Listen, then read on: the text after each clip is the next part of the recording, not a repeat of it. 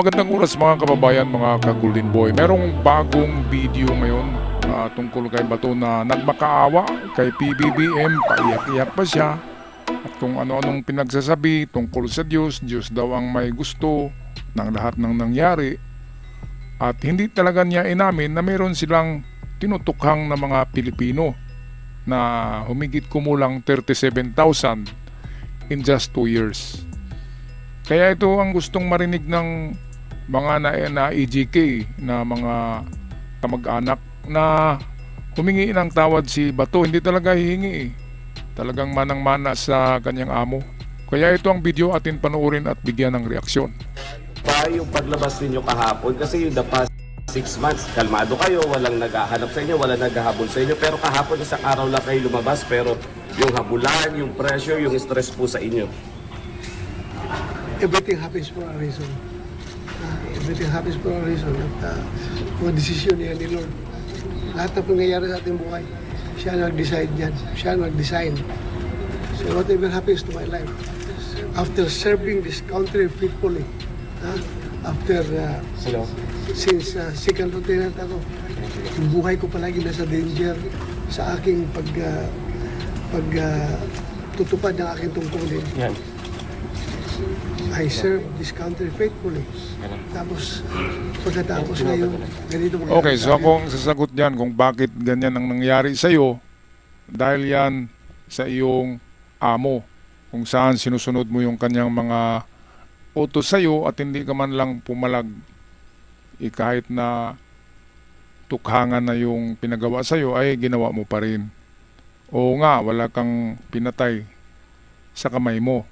Pero yung mga inutusan mo, of course, susunod yun sa'yo. Kagaya mo, sumunod ka sa umutos sa'yo na amo mo. Diba? Na nandun na sa dahig. Pero ayaw mong sumama sa dahig eh. Dapat samahan mo diyan sa dahig si tatay mo. Diba?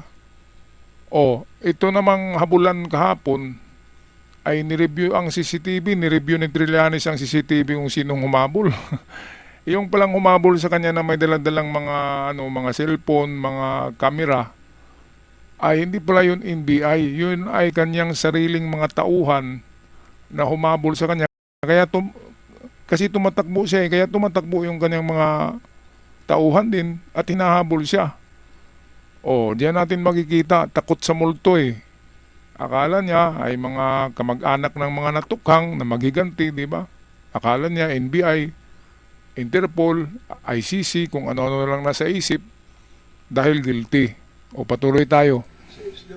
So if it is the faith given by God, I'm going to accept it. Ako. Basta si Lord ang masusunod. So ano? Kumaya natin kay... Ito na nga yung ginawa ng Diyos eh. Masusunod talaga yan. Kung anong mangyari sa iyo, yan ang ng Diyos. At huwag mo nang pigilan dahil yan na yung husga sa inyo ng Diyos at sunod-sunod na kayo dyan. Kung sino yan mga kasama mo dyan, eh walang pipiliin ng hustisya. Surrender. Ha? Hindi po kayo isusurrender. As I have said, I only recognize Philippine courts, not the foreign court. Ayaw niyo So, kung maulit yung maglabas? kay former President Duterte. Ayaw niyo maulit. Sana naman, not for President Duterte, not for me, but for every Filipino na dapat ang kanyang kapakanan ay pangalagaan ng ating gobyerno. So kung maglabas ang local court, sir, ng warrant against you, susunod kayo? Andyan na yan eh. Kung andyan yung decision ng we will cross the bridge when we get there. Ha? Sir, you have an appeal to the President? Ha? Nag-appeal kayo sa President? Yes. Lahat ng interview ko, nag-appeal ko sa kanya, Mr. President, sir, alam ko wala kang personal na galit sa akin. Alam ko yan. Wala kang personal na galit sa akin. So sana naman, bilang ama ng ating bansa, alagaan mo yung mga anak. Yung mga anak. Alagaan mo lahat ng Pilipino. Sana, yung role of the government is to take care of Okay, these so people. sagutin ko yung mga sinasabi mo na alagaan mo ang mga mamamayang Pilipino. Ito ang dapat malaman mo ba to? Pag-isipan mo itong golden rule ni Confucius na sinabi niya in the golden rule na wag mong gawin sa iba ang ayaw ng iba gawin sa iyo. Do not do unto others what you do not want, others will do unto you. Ganyan ang golden rule. Anong ginawa nyo sa mga mamamayang Pilipino, ay gagawin din sa'yo. Diba? Tapos ngayon, matatakot ka kung anong mangyayari sa'yo. Ay talagang meron kang pananagutan diyan. Kaya, wag nang maraming excuses, tanggapin na lang yan, kasi alam mo yan, kaya nga nagtatago ka, dahil sa meron ka talagang kasalanan. Naalagaan mo kami, hindi ko kami ibigay doon sa mga dayuhan. Yun lang ang pag-iusap ko sa kanya. Sabi siya, hindi lang para sa akin. Sir, Kaya na ako. sorry. Ano pong gusto niyong gawin ng Pangulo exactly, sir, at this point in time? Sana, huwag niya akong ipadala sa dahil. Yun lang naman. Kahit sa court dito sa Pilipinas, pareho tayong Pilipino, Mr. President. Pareho tayong Pilipino. Kung pwede lang. Kung meron akong pananagutan,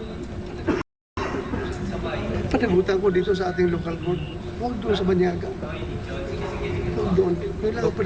Okay, sumana pa rin kay Digong, no? Ayaw ni Digong doon sa mga puti daw eh. Ganun din si Kibuloy. Ganun si Kibuloy. Ayaw din sa mga puti. Takot sa mga puti. Dahil sa mga puti, hindi nasusuhulan. Ang hustisya doon sa Europe, sa Amerika, ay hustisya. Hindi kagaya dito sa atin na isang tawag lang ng malalakas na padrino ay makalabas ka na.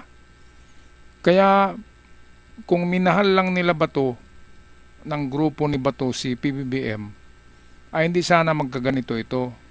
Masyadong pinaaga kasi nila ang pagpatalsik kay PBBM at kung ano-ano na lamang na mga isyo, mga pulburon, bangag, pinagsisigaw pa nila, di ba? Kung hinintay lang nila yon, hindi nila inaaway si PBBM, siguradong si BP Sara ngayon ang susunod na presidente. Yan yung kasunduan eh. Inaaway, binibigyan ng isyo, sinama pa yung asawa, mga apo, anak. Kaya yan tuloy, instant karma ang nangyari. Lahat-lahat sila ngayon, sunod-sunod na yan, papunta ng kulungan. Di ba Bato? Natatakot ba kayo, sir? Natatakot ba kayo, sir? Na baka bigla kayong dalhin, damputin? Tao lang naman tayo. Hindi naman tayo. Kahit despite sa aking mga pinagdaanan, lahat ng mga Pilipino na Uy, malagay iiyak sa ka. ganitong sitwasyon. Iiyak ka. Bawa ko ng gusto, faithfully. Sir, ano masasabi? Kaya itong appeal ko rito, Ano po? sa kanya, hindi lang para sa akin, kundi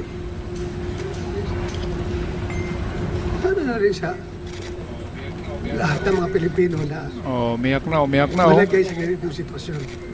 Umiyak ng Hindi Bato. natin alam. Pagdating ng araw, ikaw rin, Mr. President, haharap sa ganitong sitwasyon.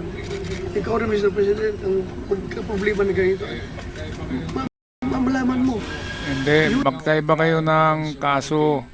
Ikaw ay crime against humanity. Kung may kaso si PBBM, hindi against humanity dahil wala silang pinapatay. Kayo marami. You will feel what I feel right now. Bakit kayo naiiyak, sir? Ha? Bakit po kayo naiiyak? Tao lang ako. Hindi ako robot. Hindi ako makina. Tao lang ako. Hindi, matigas ka, Bato ka eh. Kahapon lang, akala mo kung sino ka, sigaw ng sigaw ka sa courtroom ng Senado. Matapang ka eh, huwag kang lumambot, Bato ka nga eh. How's your My family? appeal is sincere to the President. How's your family? And what do you feel, sir? Sabi mo kanina, kung nararamdaman lang ng Pangulo ang nararamdaman mo, how would you describe how you feel, sir? Very low. The lowest point of my life. Ikaw ba naman? Nagtrabaho ka ng gusto mo? Absent. Yung aking servisyo talaga. Walang trabaho ka nga ng gusto, pero ang amo mo, yun ang sinusunod mo. Kaya nagkaganyan ng buhay mo. Hindi mo pa rin na-realize, Bato eh, kung anong mali mo. Noong hindi ka pa nagiging general ni Digong, okay ang buhay mo. Sumusunod ka ng wasto. Pero pagdating kay Digong, kung ano mang iutos sa'yo, inutos mo rin sa kapulisan, kaya nangyayari ang tukhang. Yan ang hindi mo naisip. Kaya ngayon, ayan, magbasol ka dyan. Remorse. Yan ang magagawa mo lang. Hahatulan ka talaga. Pareho kay Digong. Kaya wag ka nang magsabi ng kung ano-ano No excuses ang ginawa nyo, katulad kay Digong, wala nang excuses. Tularan mo rin yung amo mo. Aking yung ideals ng PMA, courage, integrity, and loyalty, isinisabuhay ko yan. O lahat ng sinabi mo yung magaganda lang na nangyari sa buhay mo, mga awards. Pero hindi mo sinabi yung ginawa nyo sa tukhang, di ba? 37,000. May mga bata na inosente na tamaan, may mga asawa, may tatay. Kung wala doon yung wanted, ang binaril nyo ay mga kapatid na mukhang adik. Di ba? O, ang pinagsasabi mo ay mga medalya lang eh. Pero hindi nyo sinabi ang pagkakamali nyo. Ang dapat gawin ay humingi ka ng tawad sa lahat ng mga iniwan ng mga natukhang na EJK para naman maibsan ang kasalanan mo at luluwag yung konsensya mo. Bato. At si Bongo tahimik na kahapon sa Senado, di ba? Alam ni Bongo na riyan, pangatlo siya sa lista ng ICC at yung 3 general, di ba? Isa-isahin kayo eh. Kaya wag na malungkot, marami naman kayo, the more the merrier. Ngayon, ganito mangyari sa akin. Sir, ano exactly ang gusto? Sorry. Ganyan talaga mangyari sa'yo dahil ginawa mo yan. It is your choice. Kaya ganyan, dapat pinag-isipan nyo bago nyo gawin ang tukhang. Dinamay nyo pang mga kapulisan eh. Nationwide tukhang. Grabe naman. Iba pa yung tukhang sa Davao na ginawa nyo. Iba itong nationwide tukhang. Napakalaking kasalanan. Hindi mo pa rin na-realize. Dapat ba to ay humingi ka ng tawad sa lahat ng natukhang, sa mga multo, sa mga espiritu na naroon na sa ibang dimensyon. Yan ang magandang gawin mo at huwag ka nang magsalita pa ng kung ano-ano na mga excuses dahil sentensyado ka na talaga sa mata ng Diyos at sa ICC. Pamuli sa akin, sir, at this point in time. Sana, huwag niya akong ipadala sa dahil. Yun lang naman. Kahit sa court dito sa Pilipinas, pareho tayong Pilipino, Mr. President. Pareho tayong Pilipino, kung pwede lang. Kung meron akong pananagutan, panagutan ko dito sa ating local court. Nagmakaawa ka na ngayon pero noong rally nyo nakadamit kayo ng kulay green, pinagsisigaw nyo, bangag si PBBM. Ngayon humihingi kayo ng kapatawaran dahil sa alam nyo na ipapadala na kayo doon. Dapat hindi nyo inaway si PBBM kung ayaw nyong darating sa ganito. Dahil alam nyo na meron kayong nagawang malaking kasalanan sa tukhang crime against humanity at walang ibang magtanggol sa inyo kundi si PBBM. Pero inaway nyo, hindi nyo iniisip, ini-small nyo si PBBM dahil yun din ang utos sa iyo ng iyong amo na nandoon na sa dahig. Kaya nagkaganyan ang buhay mo bato. Ang kasalanan mo ay bakit nagpaalipin ka sa amo mo. Sana ay malinis ang iyong record at hindi ganito ang ending ng iyong buhay. Dahil matapat ka naman sa trabaho mo noon, dito lang nasira ang buhay mo dahil sa pagsunod mo sa utos ng iyong amo. Tama ba ako? Pag-isipan mo. Doon sa Banyaga. Doon. Yun ang apel ko sa kanya. Natatakot ba kayo, sir? Na baka bigla kayong dalhin, damputin? Siyempre, Tao lang naman tayo. Hindi naman tayo kahit despite sa aking mga pinagdaanan, the more I am humanized sa lahat ng trials, lahat ng hardship na aking dinaanan. hanggang dito lang tayo mga kababayan, mga ka-Golden Boy. Narinig niyo si Bato, lumambot na, nag-ibang tono ng boses. Ibig sabihin yan, mayroon na siyang acceptance sa mangyayari sa kanya. Ngayon magandang gawin niya, humingi na lang ng tawad sa lahat ng natukhang at huwag nang maggawa-gawa pa ng excuses na wala siyang kasalanan. Yan ang mahirap kay Bato, sarado pa rin ang utak kahit na papunta na sa kulungan eh. Dapat yan, para maawa sa iyo ang mga natukhang nyo, humingi ka na talaga ng tawad. Yan lang Bato. Buksan mo ang isip mo, malaki ang kasalanan mo. Alright, so magpapaalam na. Maraming salamat sa nag-subscribe at sa aking mga avid followers. Hanggang sa muli. Paalam.